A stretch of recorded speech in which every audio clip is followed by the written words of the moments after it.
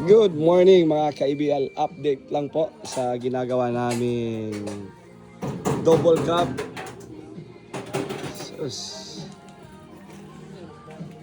So, papakita natin yung mga detailed kung saan natin may mga cutting, paano natin to ginawa.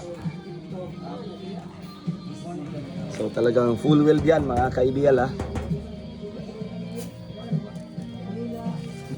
Kanina mga kanon pa nato na yan yung mga buslot. Very nice.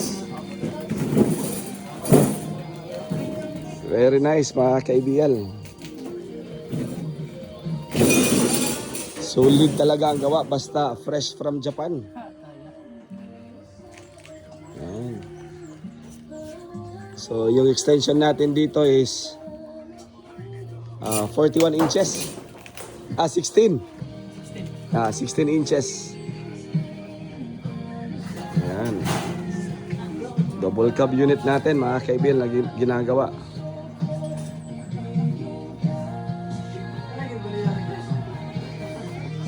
Nice. Kita natin sa loob.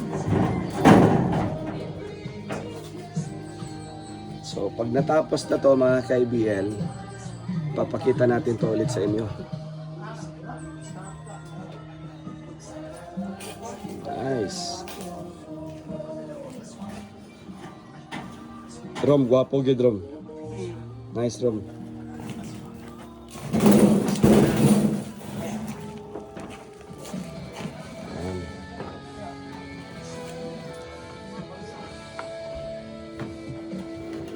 Yan po.